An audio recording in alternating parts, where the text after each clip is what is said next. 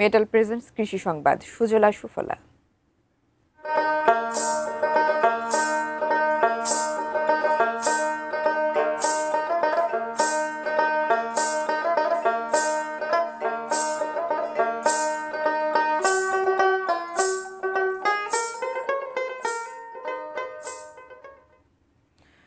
চাঁপাইনবাবগঞ্জ থেকে আম পরিবহনে ডাক বিভাগের স্পিড পোস্ট সেবায় তেমন সাড়া মেলেনি। প্রচারের অভাবে রাষ্ট্রীয় এই সেবাটি সম্পর্কে খুব একটা জানতে পারেনি জেলাবাসী। ফলে কার্যত ব্যর্থ হল ডাকে আম পরিবহনের রাষ্ট্রীয় সেবা। চাঁপাইনবাবগঞ্জ প্রতিনিধি মোহাম্মদ নাদিম হোসেনের পাঠানো তথ্য ছবিতে টেক্সট রিপোর্ট। মৌসুম শুরুর আগেই আমের দেশ চাঁপাইনবাবগঞ্জ থেকে দ্রুত সময়ে কম খরচে আম পরিবহনের ঘোষণা দেয় বাংলাদেশ ডাক বিভাগ। ঢাকা সহ উত্তরাঞ্চল ও দক্ষিণাঞ্চলের ২৫ জেলায় ২৪ ঘন্টায় এবং চট্টগ্রাম সিলেট সহ ২১ জেলায় ৪৮ ঘন্টার মধ্যে পৌঁছে দেওয়া হবে আম। এমনই ছিল স্পিড পোস্ট সেবার ঘোষণা। তবে আমের মৌসুম প্রায় শেষ হলেও তেমন সাড়া মেলেনি এই রাষ্ট্রীয় সেবায়।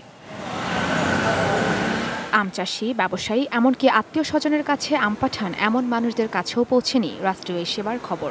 কুরিয়ার সার্ভিসে ১ কেজি আম পাঠাতে ঢাকায় ১০ থেকে ১৪ টাকা এবং চট্টগ্রাম সহ দূরবর্তী এলাকায় ২০ টাকা পর্যন্ত খরচ হয়। সঠিক প্রচার পেলে রাষ্ট্রীয় এই সেবাতে লাভবান হতেন জেলাবাসী। পোস্ট অফিসে যে আম পাঠানো যায় ৫ টাকা কেজিতে কুরিয়ারের মাধ্যমে, এটা আমরা জানতে পারিনি।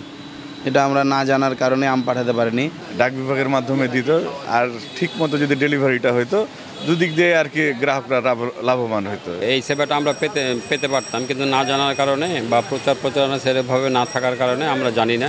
স্পিড পোস্ট সেবার মাধ্যমে দ্রুত সময়ের মধ্যে আম পৌঁছাতে প্রথম কেজির জন্য ১০ টাকা ও পরবর্তী কেজির জন্য ৫ টাকা ধার্য করে ডাক বিভাগ। কিন্তু জনবল সংকটে প্রত্যাশিত সাফল্যের মুখ দেখেনি তা।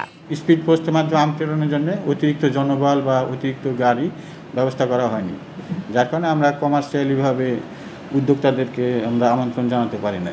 আশা করছি আগামীতে হয়তো আরও ভালো কিছু করতে পারবো। জুলাই পর্যন্ত চাঁপাইনবাবগঞ্জ সদর ও কানসার ডাকঘর থেকে মাত্র ৩০০ ক্যারেটের মতো আম পরিবহন করা হয়েছে। Ishrat lima, desk report, ATN news.